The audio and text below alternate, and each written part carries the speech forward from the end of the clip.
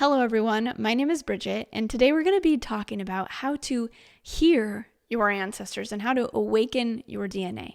And this is very helpful and very relevant because this is our through thread. This is our rooting of our belonging as humans, of where we come from. And bringing through these connections and this support that we have awakens these treasures in our genetics, but also in that which has been cultivated for generations. These beautiful attributes, these different virtues, these different gifts and expressions that each culture has that really comes together in this incredible mosaic and tapestry that makes up humanity.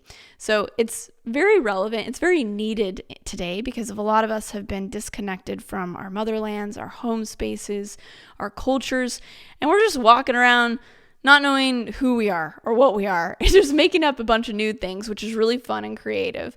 But also this deeper rootedness reconnects us to who we are in a very, very deep way that is needed in these times. I've been helping people for over a decade connect with their ancestors and heal those different traumas that have happened over the generations, which is one of the reasons that no one wants to tap back into it. But this is a way that we can go straight to the juice, to the treasures, to the good stuff in a very easeful manner.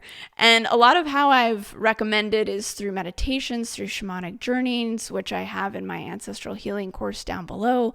And there's another way. And I was reminded of it recently when I was with these incredible indigenous peoples over the solstice, and the eldership reminded me, oh yeah, this is a very obvious and really beautiful way to reconnect with our ancestors and specifically start to hear them once again. If you're new to this channel, welcome. Be sure to subscribe, hit the bell button, do all the things, and stay connected with me because there's always incredible, nourishing things.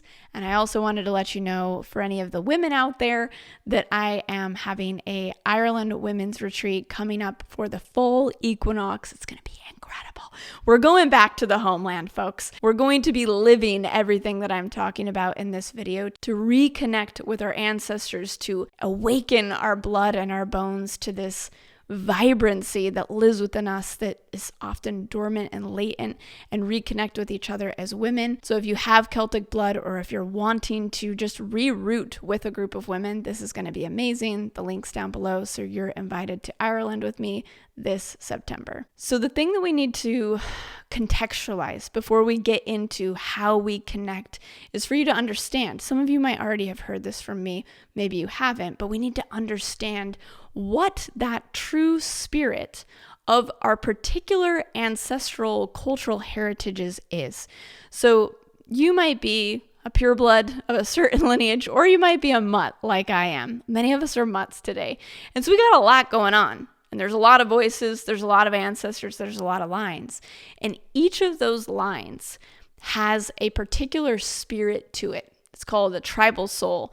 Rudolf Steiner and the Germans talked about it as the Volkgeist of a certain heritage. Now, this can be cultural, this can be genetic, this can be even religious. And that Volkgeist, that spirit, is alive. He talks about it as actually being an archangelic presence. So however you want to look at it, it's the spirit of your peoples. And each one has a different spirit. So for me, I've got my Scottish spirit, right? I've got my English spirit. I've got some Ute Native American spirit. I do have some German. I do have some Irish. I got a whole bunch of different things.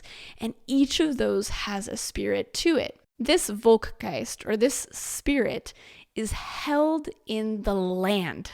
It's held in the sacred sites of wherever you originally come from, and it is also held in the cultural expressions and manifestations of those peoples.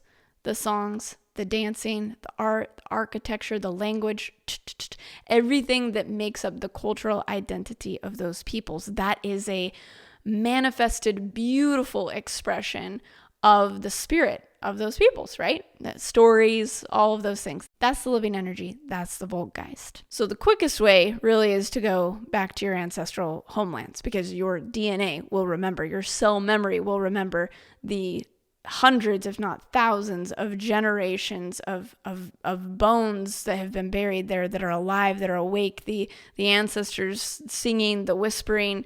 It's incredible. I've guided groups back to the motherlands of the Celtic Isles for many, many years now. And that's just one of kind of the easiest ways to open this communication channel. And so if you'd like to do that with me in Ireland in September, you're more than invited. And for those of you that can't or aren't available to go do that right now, there is another way. And it's through these cultural expressions of the Volkgeist. And so you can go to the door of this spirit, of this tribal soul, by listening to the songs, by watching, the dances, by listening to the language, by relishing in the food of that culture, or looking at the beautiful traditional clothings of whatever that is. That will get you to the door and start to give you a flavor of that connection. But we're going to go deeper. We want to build that intimacy. We want to actually hear and be in a communication with our ancestors, right? And so the way to do that is to walk through that door. And by walking through that door, what that would mean and what that would look like is actually learning a traditional song, singing the song of your ancestors, dancing the dance of your ancestors, of course, walking the land of the ancestors if that's possible, the traditional weaving of the ancestors. Now, why is this significant? Well, one, first of all, the process itself, the experience of itself of these acts that your ancestors did, move you into a flow state. They put you into the literal stream of the ancestral memory that is ever presently alive in the thousands and millions of times that your ancestors sang those songs, for the thousands of millions of hours that they were knitting and weaving, or that they were working with the loom, or that they were spinning the wool, and that they were singing the songs, that they were speaking the words. That has been done so many times that it lives in our cell memory. And so when we begin to do that ourselves, we then enter that stream. We enter that flow state. We enter that ancestral plane. If you have a Black Panther cultural reference to this, you enter the ancestral plane, and you can then be in dialogue. Then you can hear, then you can feel that communication, or you can be connected with your hair or with your tail to Awa and tap back in to that communication stream. And so part of it is getting out of our heads, but part of it is also getting into our bodies, those sensations, those rhythms that they once utilized and that they still do, because it's a living memory. It's always available and accessible. And it's through these particular cultural streams of whichever heritage you're wanting to tap into and to connect with. And so in this space, it almost becomes like a trance. And then in that trance, the communication takes place.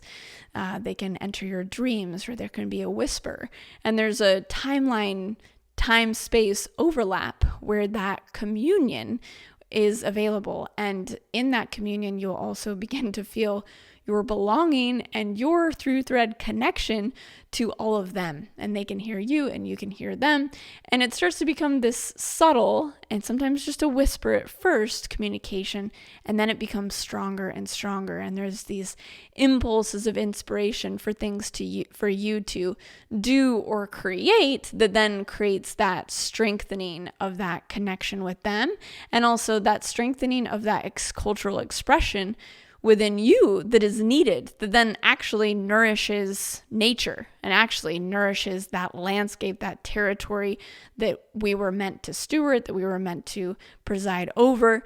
This cultural expression actually then enhances the nature of that landscape as well, which is just a whole side incredible conversation as well.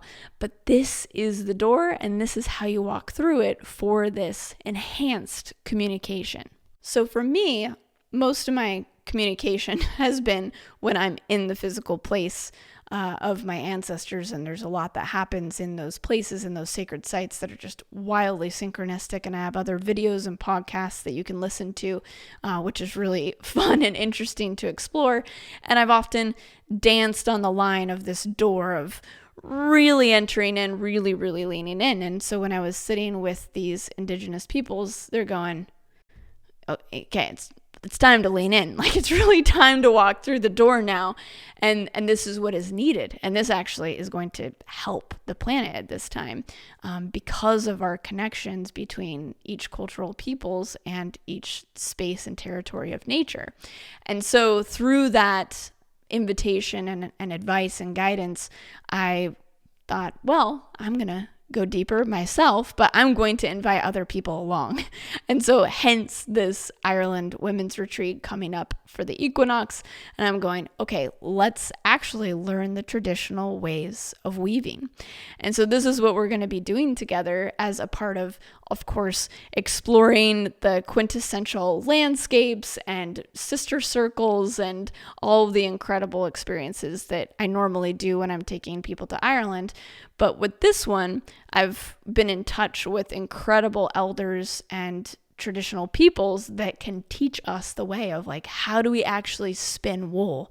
And in that spinning of the wool and in that hand dyeing, with the plants of the landscape that have been used for centuries in Europe, what happens through that communication? What happens when we're weaving in the landscape? How do we open this communication with our ancestors? And the amazing thing is that we all have our own unique cultural identities or expressions of these things, but ultimately all of us dance, all of us sing, all of us wove. And so even if, say, you're not of Celtic descent, you can come. If anyone's in Europe, please come, or America, because opening to other cultures' ways opens our own. And sometimes our own doorway to our own cultural identities and peoples is a little bit scary sometimes, depending on what's happened ancestrally. And so we see, especially in the spiritual community and even in the non-spiritual community, people going the exact opposite way of their lineage and going, I'm going to go sit with some, people in circle in South America, or I'm going to go sit with some Native Americans. Or for me, look at what's behind me right now. Is I'm like honoring the cultural heritage of China and Asia right here, which I love so much. And I don't have any of that. When we come in contact with those cultures and those lineages that are more intact, or remember those expressions, partaking and participating in those lineages that remember more, or maybe feel a little bit safer to connect to, we can then start to awaken our own. So entering into dance, entering into song, entering into weaving, even if it's not your own, is going to connect you to the greater family, to the greater expression that lives within you as well.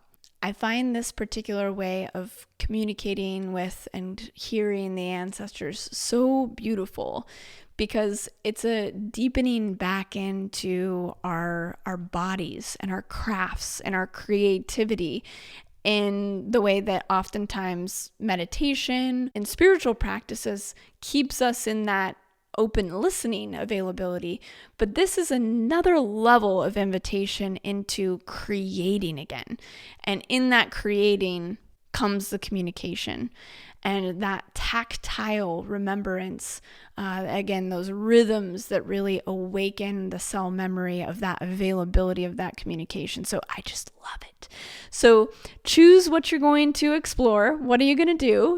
Where does your proclivities lean? You're going to do a little bit of traditional dancing, maybe learn a song of your lineage. Are you going to pick up those needles or spin and be in those traditional ways of weaving? Even getting into the different kinds of food. I was making food today and I could hear that communication, that connection of guidance that comes through that rhythmic making of food, the making of traditional clothing or traditional structures.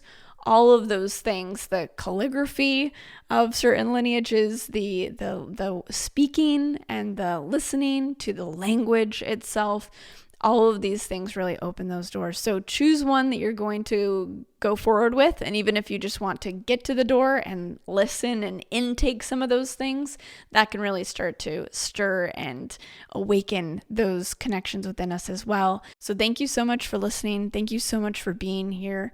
It's powerful that this topic is even being watched here, because I've watched how the numbers move on YouTube and what people are listening to. And even just 5 years ago, people were not interested in searching about their ancestors. And now, about 5-10 years later, they are. And that shows that there's this movement, that shows that there's this remembrance happening. So thank you for being a part of that, because it really does help us and support us in our lives. And it helps the greater lineages and landscapes and nature on the planet right now as well, which is for a different conversation. So any women, again, out there that would love to join me in Ireland for the equinox for 4 incredible days, exploring the Irish landscape, learning the traditional ways of weaving, connecting in sisterhood, it's so good. It's like a retreat experience of a lifetime.